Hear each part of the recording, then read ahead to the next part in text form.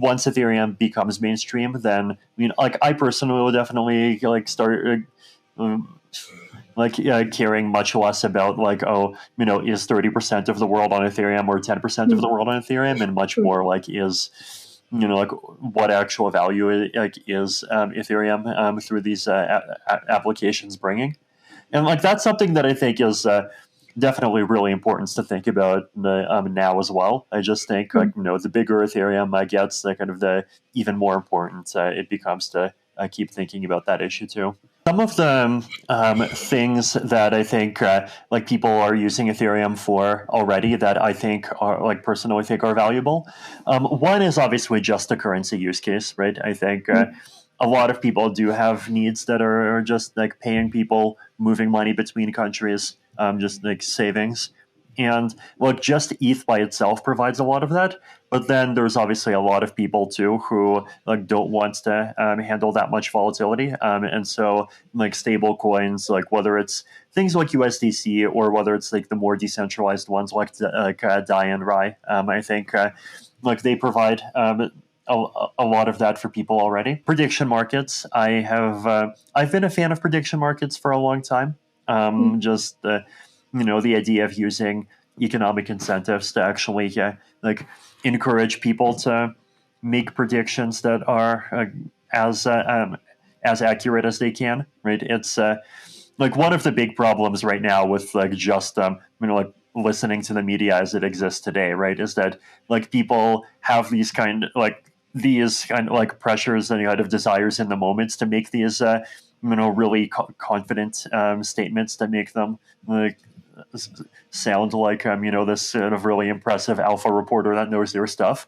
But like when 6 weeks later it turns out to be complete bullshit, like people don't really remember.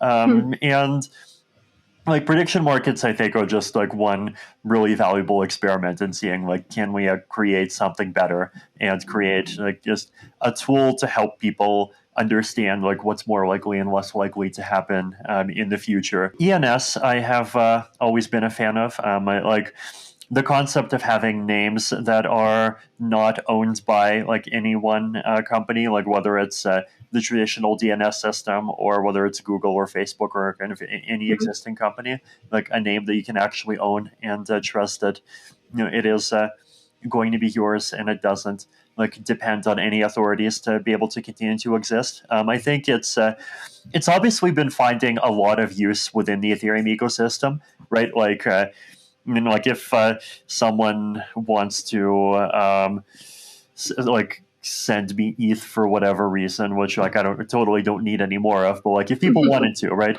then like they could just type in Vitalik.eth in like their Ethereum wallet and it would just like resolve to my address automatically, right? And like that's powerful and that's really useful, but like it's also useful in a lot of other cases, right? So like there's chat applications where that just is like what your username is. There's a bunch more things like that. Sign in with Ethereum. This is this kind of movement that's been growing the last half year, like actually being able to use your Ethereum accounts like to log into things and as like basically as your kind of web identity and like directly competing with Google identity and Twitter identity and Facebook identity. When people use sign in with Google, for example, like they're often not just looking for is this the same accounts that like signed into this account that like created this profile the first time, right? They're looking for like often anti-spam. Like they don't want people to be able to make like 100,000 accounts and use them to make fake posts or like fake upvotes for a whole bunch of things. And like Google, like they have like this kind of like very weak form of KYC, right? That just is. So it does make it like you can like get 2 or 5 accounts, but it's hard to get 100,000 accounts. And that sort of thing is something that the Ethereum ecosystem can provide as well, right? Like it's hard to get 100,000 accounts that have an ENS name because like that's just really expensive to do. It's hard to get 100,000 proof of humanity profiles. Decentralization is one of those things that's like difficult to understand why it's important until suddenly it becomes really obvious why it's important. Right? I think it's like the most important thing is just like being able to like build on a platform and an ecosystem where like it's not just going to go in some completely different direction that like breaks everything that you were trying to build on top of it, like just because it's in some small group of people's interests, right? Or even just because like some group of people get lazy and decide to like stop maintaining something that they were maintaining. Especially decentralization as a long-term stability, even in the face of like often very strong incentives, right? Like there's a lot of these examples of like people building on top of like Twitter or Facebook, and then and they built entire businesses around the APIs of these companies, and then suddenly the API like the companies themselves decided that like they'll shut down those APIs like just because they often just like wants to release their own competitor, or like just for whatever other not very good reason. And like these people's life's work just ends up being like kind of completely destroyed, right? And like even if that doesn't happen, then like when these things become like these single central points of failure, then often there end up being these other forces that end up that end up leaning on them, right? And one of the challenges when you start having like lots of these centralized intermediaries is that there's a lot of people in the world who want like lots of different kinds of groups of people to just not be able to transact, not be able to kind of live regular economic lives.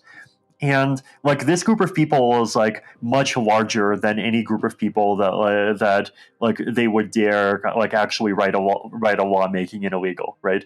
Like the set of things that's censored is much bigger than the set of things that's illegal. Often centralized companies would just decide to like not serve entire countries because they just decide that that entire country is like too much of a money laundering risk or whatever, and like that's like something that ends up like hurting and like excluding often hundreds of millions of people, right? I mean, I was born in one of these countries that gets kind of discriminated against in this way quite a bit. So that's if you're on a decentralized system, then like that like you're not going to like be singled out in that way, like just because like either who you are or even something like vague, like or just because who you are ends up like vaguely falling into something like somewhere beside a category that like someone somewhere decides that they don't like. So I think kind of creating this kind of counter pressure against what I think would like very easily emerge if just everything depended on centralization, where there's like five different people in between every transaction, and if you just lean on any one of the five hard enough, then like you know people can just lose their ability to transact is something that's important.